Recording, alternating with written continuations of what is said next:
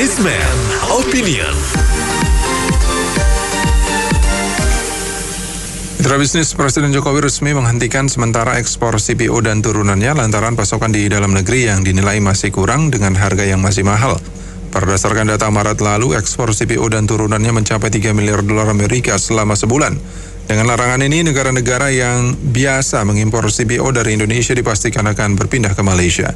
Apa komentar Anda mengenai larangan ekspor CPO yang menghasilkan devisa hingga 3 miliar dolar per bulan itu? Kami tunggu di 6339160, 6339160. Ini kalau sistemnya Pak Jokowi ini kan keputusan emosional ya. Mestinya kan ini kan minyak kan kebutuhan pokok.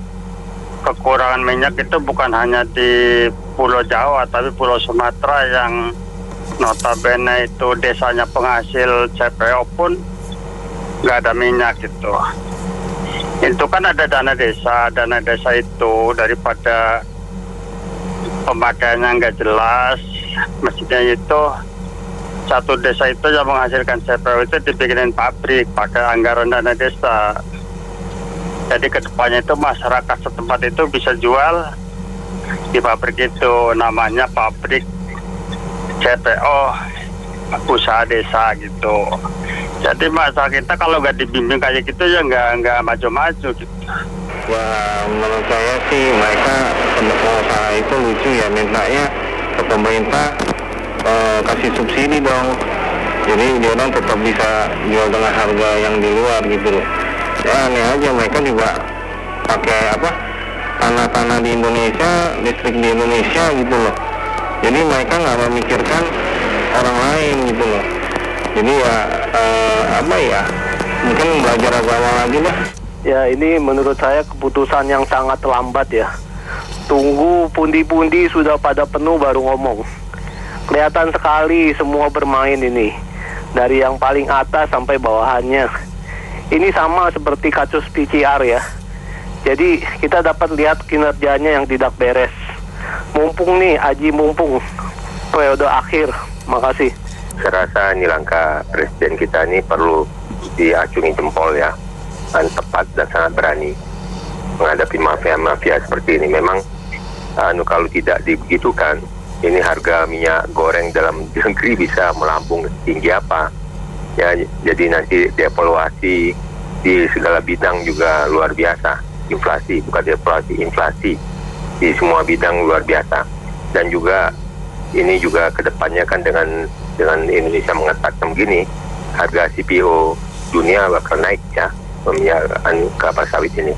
Dan juga pada saatnya juga kalau dijual mungkin tidak tahu pemikiran pemerintah bakal dikenakan pajak yang lebih tinggi atau apa untuk membantu subsidi yang berjalan. Dan mudah-mudahan itu yang dipikirkan. Terima kasih. Ya, lebih baik kita memang prioritaskan dalam negeri. Buat apa di ekspor devisa 3 miliar tapi di dalam negerinya rakyat banyak yang menderita. Ya, setuju dengan keputusan presiden sih. Terima kasih. Kebutuhan CPO dalam negeri ukurannya itu hanya 30% dari total produksi nasional. Nah, tetapi yang 30% ini kemarin itu para produsen itu tidak mau mensuplai karena harganya murah di dalam negeri. Mereka mau ekspor semua. Nah, akibatnya kemarin apa yang terjadi dalam negeri itu kekurangan dan harga melambung. Nah, sekarang mungkin Pak Jokowi dari kemarin juga mencari cara bagaimana agar dikoordinir agar suplainya dalam negeri tercukupi. Ternyata enggak juga harus tercukupi pada latihan mana semuanya mengekspor. Sekarang begitu Pak Jokowi dengan tegas melarang ekspor ya, jadi 70% yang tadinya ekspor sekarang membanjiri pasar nasional, sudah pasti lah harganya jadi turun. Lalu yang kerugian keduanya adalah pasar yang di internasional beribu barang. Ya udah biarin mereka para eksportir itu yang tidak mau mematuhi aturan pemerintah sekarang merasakan dampaknya gitu. Terima kasih. Pengusaha kelapa sawit atau pengusaha apapun itu kan pada dasarnya berusaha itu ingin mencari keuntungan ya, dan mencari keuntungan ini ada yang kecil ada yang besar. Jadi kalau misalnya komoditas ada kelapa sawit, mereka punya usaha seperti itu dan kebetulan di pasar internasional harganya lagi bagus, bisa 5-6 kali lipat, tentu mereka lebih banyak menjualnya ke sana dengan otomatisnya. Dan ada lagi yang untuk biodiesel, harganya bisa lebih besar daripada untuk konsumsi minyak goreng dalam negeri. Akibatnya mereka menjual untuk biodiesel. Jadi saat ini para pengusaha rata-rata seperti itu keadaannya, karena yang mencari keuntungan. Dan ini juga terusnya pemerintah kan mengontrol dengan HET dan mengajak para pengusaha ini untuk pro kepada rakyat. Lebih ke begitu pendekatannya. Kalau dengan cara penghentian ekspor sementara dan lain sebagainya, pertanyaannya, apa semua pengusaha nanti pada menurutinya? Gitu ya. Kan para pengusaha ini berusaha untuk mencari untung dan menjadi sejahtera pada dasarnya seperti itu. Dan ini pertanda kemungkinan ya pemerintah sudah gagal dalam mengaruhi para pengusaha untuk pro kepada rakyat banyak di Indonesia untuk menjual produknya minyak goreng itu di dalam negeri. Kemungkinan seperti itu. Terima kasih. Assalamualaikum warahmatullahi wabarakatuh. Saya juga nggak ahli ekonomi. Cuma jangan salahin Jokowi, pejabat bawahannya, menteri-menteri yang ngurusin sawitnya gimana dong? Mesti Indonesia kan produsen sawit terbesar dunia, bukan nggak boleh ekspor boleh. Kalau tak ada kesalahan di mana, CPO-nya atau produksinya yang salah, itu yang disalah menterinya yang terkait. Terima kasih. Jadi menurut saya itu keputusan tepat. Jadi mungkin kemarin itu di jajaran menteri sampai ke bawah suruh beresin, tapi kok nggak bisa, malah ada kartel lah, ada segala macem lah gitu. Akhirnya stop aja sekalian. Jadi posisinya juga akhirnya supaya stok dalam negeri itu berlimpah, harganya kan turun kan, harapannya begitu. Sebenarnya kalau masalah devisa memang benar, jadi mungkin 3 miliar US dollar per bulan. Tapi kan akhirnya pemerintah ngeluarin APBN juga untuk subsidi migor. Nah ini kan juga dilema juga posisinya dalam satu sisi, sehingga kalau nggak begitu mungkin nggak diberantas sekalian tuntas ya kayaknya bakalan nggak selesai masalah minyak goreng. Padahal cuma minyak goreng loh yang semuanya kendalinya ada di Indonesia. Nah cuman jangan sampai nanti masuk angin itu dalam artian setelah di stop 1, 2, 3 hari dibuka lagi karena pertimbangan gini-gini. Jangan, harus sampai dengan tuntas supaya benar-benar porsi mana ekspor, mana dalam negeri itu dipatuhin supaya dalam negeri semuanya terkondisi dengan baik, ekspornya juga berjalan dengan baik. Harapannya kan sebenarnya itu seperti itu sebenarnya. Kalau Pak Jokowi main stop itu aja, karena juga belum pas juga jalanin juga, benar-benar nggak stop, nggak dijalanin ekspornya. Kedua juga ngeluarin BLT, salah nih pemerintahan kita nih intervensi semua nih presidennya termasuk semuanya nih. Artinya rakyat memang butuh bantuan, tapi kalau ekonomi begini terus, yang kerja juga makin susah, ekonomi nggak berkembang, keluarin duit, mau bikin ibu kota negara baru, duit dari mana? Jadi saya rasa sih sebentar lagi pemerintahnya tumbang nih kalau kayak gitu. Terima kasih. Kalau saya punya pandangan tentang pengamatan saya, tidak salahin Jokowi, bawahannya nggak canggih, bahasa halusnya nggak canggih, bahasa kasar itu. Dia mesti tahu dong produksi kita punya kapasitas berapa ya nggak? Dia harus atasi dong. Takutnya ada udang di balik bakwan nih, bener nggak? Nggak mungkin sampai lokal sampai 20 lebih, 40 ribu lebih, kan udah kacau. Nah itulah. Jadi saya salahin instansi menteri yang terkait ini nggak canggih gitu. Terima kasih. Memang Jokowi terpaksa mengambil keputusan pahit ini ya. Jadi memang utamakan kepada rakyat. Apalagi kan ketahui bahwa kita ini kan produsen terbesar di dunia. Masakan harga minyak goreng itu nggak bisa ditekan. Yang kita sesalkan sebenarnya ya level ini ya. Ada tikus di gudang yang dicari ke pasar, mana ketemu kan gitu. Jadi sebenarnya ini sangat disayangkan.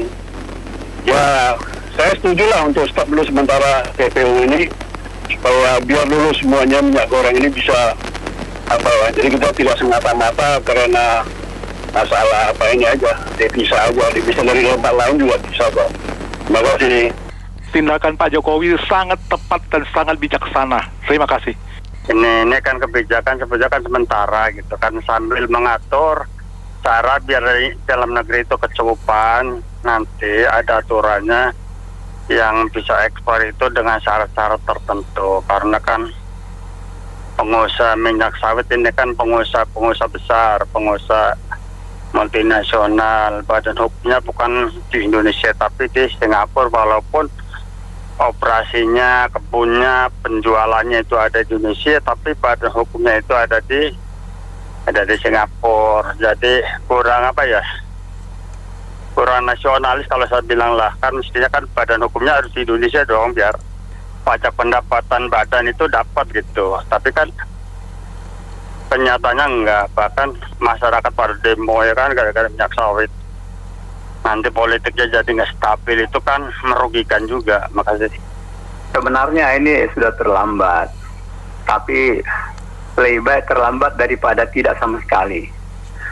Kepentingan nasional harus diletakkan di atas daripada kepentingan pribadi, pengusaha atau kelompok.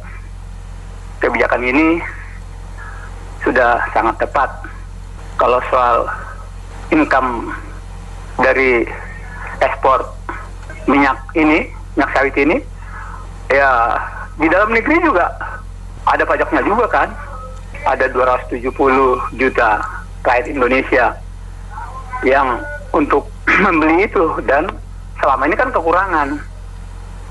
Jadi biarlah itu pelajaran buat pengusaha-pengusaha yang hanya segelintir saja itu, yang pengusaha-pengusaha besar, biar mereka bertobat dari kejahatan yang mereka lakukan. Saya bilang ini kejahatan, sampai tidak ada minyak goreng, sampai ada yang sakit, sampai ada yang meninggal. Terima kasih buat Presiden Joko Widodo. Kebijaksanaan yang kelihatan pemerintah gagal dalam mengatasi minyak goreng. Kalau ibarat pepatah lama, membunuh tikus dengan membakar gudang, ya kan? Ini efeknya luar biasa. Masa menteri dalam hari ini perdagangan urusan begini tidak bisa diselesaikan? Efeknya luar biasa. Iklim investasi siapa lagi mau masuk kalau dengan kebijaksanaan yang begitu kontroversial? Kalau menurut kacamata dunia investasi, perdagangan, ini luar biasa loh, ya kan? Menyebabkan harga CPO di dunia naik. Saya rasa sangat tidak tepat, kali lagi tidak tepat. Terima kasih. Ini langkah berani yang harus kita dukung. Kenapa? Karena kita kan sama-sama tahu industri ini investasinya nggak langsung seketika, bisa langsung jualan untuk menghasilkan, perlu waktu bertahun-tahun untuk mendapatkan pasokannya. Nah, kita itu cuma kehilangan $3 miliar. Kita punya cadangan devisa masih besar. Yang penting kan kita amankan dulu kebutuhan dalam negeri. Bahwa sebagian beralih ke Malaysia itu cuma sesaat. Malaysia tidak bisa memenuhi semua kebutuhan minyak goreng juga. Indonesia kan pemain terbesar di dunia, sehingga harga akan sedikit naik.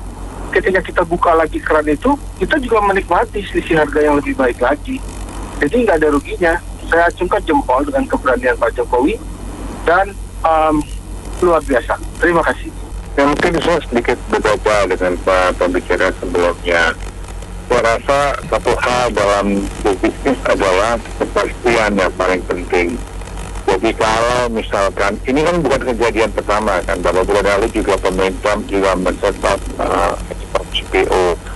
Jadi saya cuma takut kalau misalkan pembeli-pembeli yang biasa beli dari Indonesia, tapi karena sering mengalami kejadian ini dan mendapatkan ketidakpastian, kan saya bisa bayangkan bahwa negara-negara pengimpor tersebut kan akan kesulitan, tiba-tiba harus pindah mencari pembeli penjual lain, dan harus merubah mungkin produksi mereka, timeline mereka dan sebagainya, akan sangat repot kan. Jadi mungkin bagi mereka walaupun harganya mungkin lebih mahal sedikit, tapi kalau ada kepastian mereka akan lebih suka. Dan jangan lupa $3 miliar sebenarnya tidak sedikit, karena itu membantu mensupport rupiah saat ini. Jadi dengan berkurangnya support rupiah, takutnya rupiah melemah sehingga akan mengakibatkan inflation malah. Oke, terima kasih. Saya ini langkah yang tepat ya, soalnya dengan berbagai cara minyak goreng tidak bisa tersuplai dengan baik dalam negeri. Cara ini yang paling ampuh menurut saya. Mereka juga di luar negeri pada menikmati ya dalam tanda kutip minyak yang ilegal dari Indonesia gitu loh.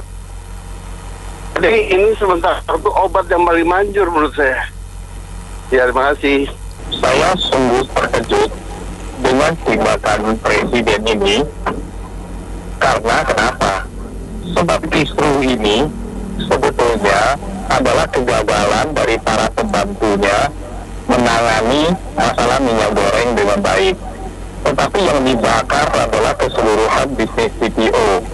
Ini akan pengaruh ke satu, devisa, dua, kepercayaan dari luar negeri bahwa pemerintah boleh suka-sukanya, dan yang ketiga lebih parah adalah saudara-saudara kita petani sawit yang 20 juta lebih itu tidak dipikirkan. Selama ditutup, sawitnya mau dijual kemana? Busuk nggak sawitnya? Jadi kasihanlah para petani itu, gitu loh. Jadi tolonglah Presiden jalan dahsyat begini. Kalau memang menterinya, para pembantunya tidak mampu, ya mereka dijewer, dicarikan jalan keluarnya. Dan CPO ini kan ada pungutannya. Pungutannya itu tinggal dikembalikan dalam bentuk subsidi minyak goreng. Tidak perlu sedahsyat ini buat gitu loh. Terima kasih. Kalau mau hentikan semuanya kurang setuju ya. Kenapa? Karena nanti mereka kan akan customer kita itu kan akan mencari yang lain ya, istilah ke Malaysia kayak begitu ya. Untuk merebut itu kan tidak mudah nanti kan. Menurut saya kurangin ininya untuk ekspornya kurangi ya di negeri kita sendiri juga terpenuhi. Itu yang menurut saya lebih baik. Artinya kita tidak memutuskan, hanya mengurangi gitu ya. Ya nggak apa-apa sih, ini salah satu upaya pemerintah, walaupun kayaknya juga nggak akan berhasil ya, tapi harus dipikirin juga.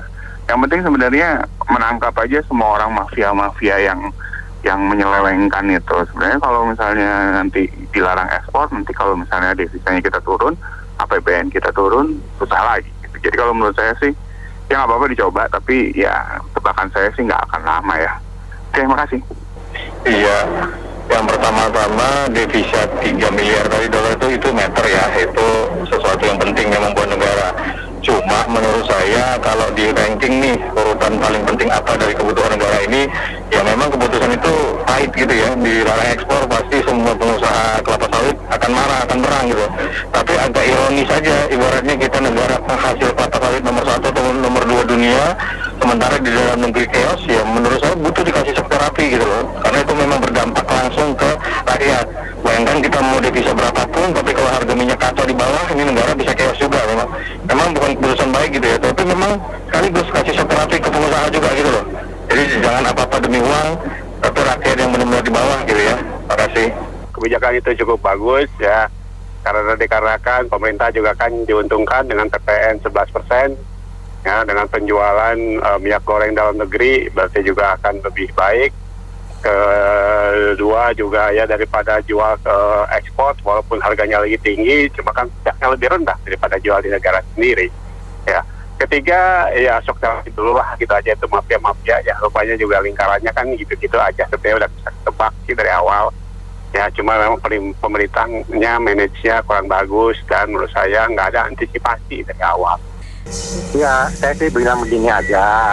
Yang untuk minyak sawit itu usaha, bukan usaha orang biasa. Itu pasti usaha konglomerat boleh dibilang. Kalau kita punya duit 10 miliar, saya rasa nggak bisa sanggup lah. Nah, yang kedua, Jokowi tepat, saya bilang. Kenapa? Ya, kalau tahun-tahun sebelumnya mereka pesawat sawit menjerit.